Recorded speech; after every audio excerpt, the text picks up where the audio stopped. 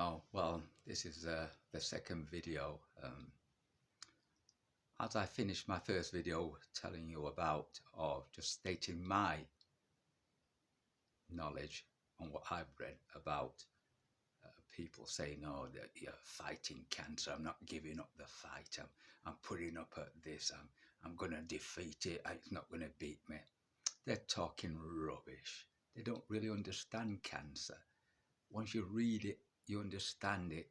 There is no beating it until they actually find what is causing cancer.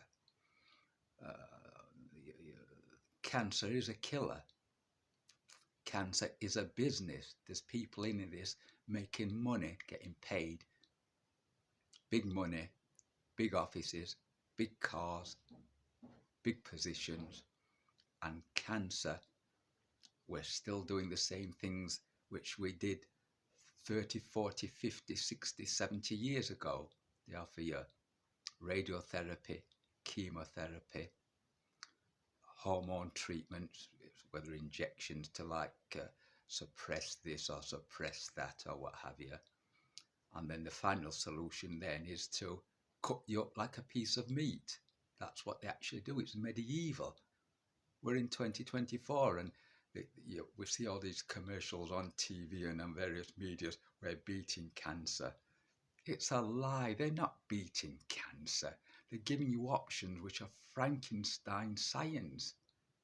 Giving a man an injection to chemically castrate him, make him a eunuch. That's what they call beating cancer.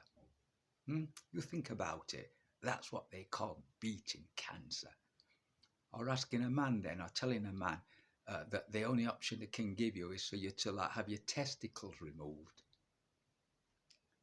when you've got prostate cancer, to extend your life, to prolong your life. That's them saying we're beating cancer. Think about it yourself. Google it. Look it all up. Use your common sense. It's medieval treatment.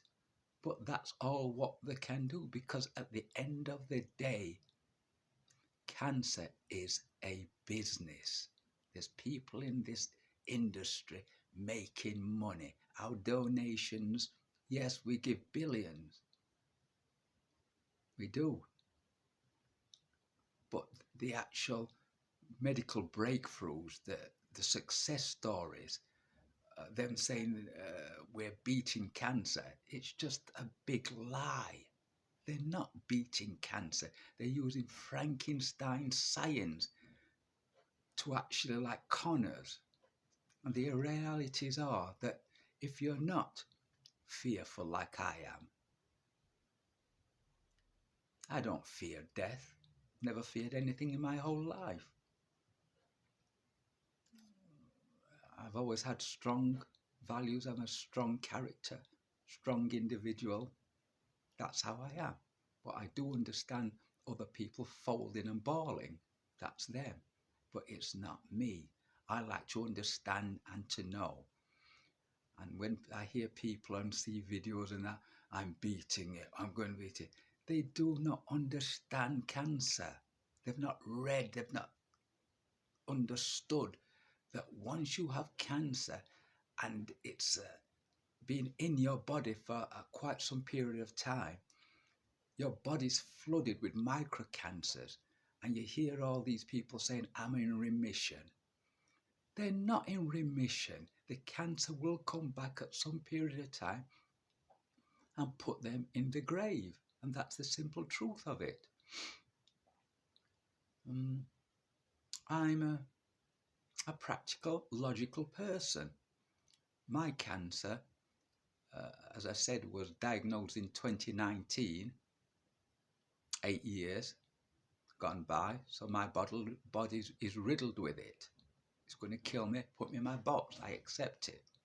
But these are the things which you have to realize, that once you get diagnosed, your first diagnostic readings which they give you are when they tell you you've got prostate cancer. These are the things that hold in your mind. First of all, they're going to tell you what stage your cancer is at. Stage 1, stage 2, stage 3 or stage 4. Stage 1 and stage 2, they can actually cure your cancer. Stage 3 and stage 4, the only options available for you is for them to slow down the cancer, try and control it, and extend your life. That's all they can do. That's why, in my case, my position in 2019 was my cancer was at stage 3, advanced prostate cancer. The second thing I got was after I had a biopsy done, which they take samples of tissue from your left and the right side of your prostate by sticking something up your bum, and it nips 6 bits of tissue from your left side of your prostate, 6 from your right, and then a technician actually looks under the microscope and just sees how the cancer or these cells in the tissue sample vary from normal cells, how out of shape they are. That's called the Gleason score. That will tell you how aggressive your cancer is, and it ranges from 6 being minimum to 10 being maximum. So it's 6, 7, 8, 9, 10. In my case, my Gleason score came back as 9. So it's really aggressive, and they don't know why. When black men get cancer, a majority of us, a vast majority of us, get really, really aggressive cancer. The third thing to hold in your mind is that you'll get a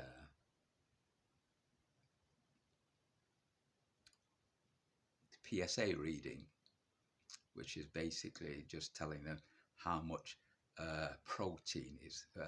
PSA stands for prostate specific antigen, and it's a protein which your prostate produces, which is delivered through your bloodstream. That's why they take the blood and they test it. If your PSA reading is maybe 8, 9, 10, or whatever reason, that's fair and well. But the higher it is, and if you take the other two factors, then the prognosis or the end product of your prostate cancer isn't going to be good. And in my case, my PSA on initial diagnostics, when they actually found out that I had prostate cancer, was 109. So I have got like advanced stage 3 prostate cancer. I've got a Gleason score of 9, so it's really aggressive, and I've got a PSA of 109. Those 3 factors, which I got told in 2019, makes my cancer unsurvivable. No matter what they did, no matter what they tried to do. My oncologist knew all this, but they don't tell you. You've got to figure out this yourself, or you just maybe just don't want to know. But I wanted to know, so I've read, studied, read and read and read. And with the advance of the internet, I got all my test scores and I sent them off to another consultant in Australia, and he told me that everything what I read and understood was the truth, that my cancer was unsurvivable because those 3 factors which I've just told you about on the initial diagnosis makes my cancer so aggressive, it's been in my body for over 8 years, that there's no hope for me. And then they come round and say to me that they want, have a thought about having my testicles removed. Oh, it makes me laugh. It did give me a good laugh. I must say that. It did give me a good laugh. But no, that's not for me. I'm a man.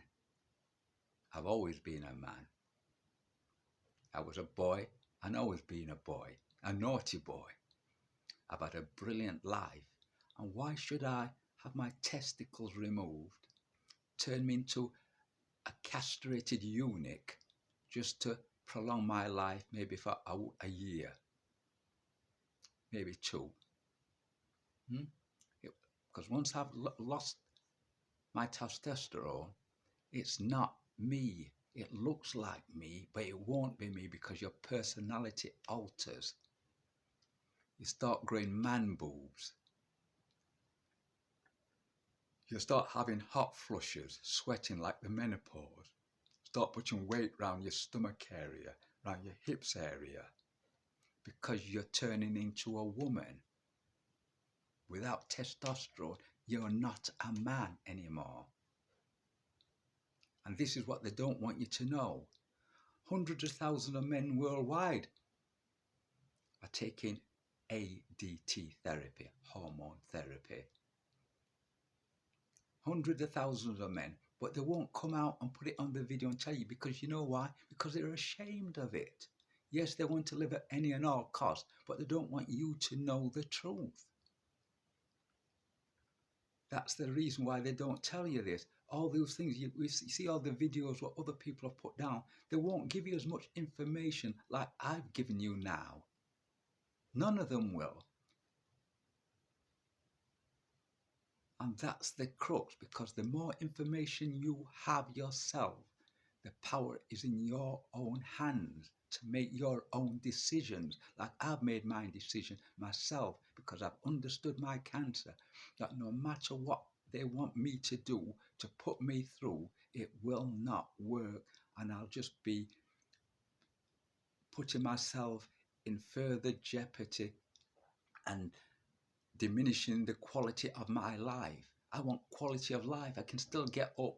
My bones are still strong. They're not brittle from having chemotherapy, excess radiotherapy, the ADT hormone treatment, which hasn't damaged my bones or any of my systems. I'm still physically strong. I am thin, and I will get thinner, but I'm still able to do what I want to do in the limitations which I've got now, and I'm happy at that. But as I said earlier, you've got to hold it in your hands that the GPs, they're not there to deceive you. They're not telling the whole truth, because they're in the job to save your life, to prolong your life. And they're doing it out of kindness, not out of any nefarious purpose. They're doing it out of kindness. But like me, as I say, I like to know everything. I want to know everything. I need to know everything.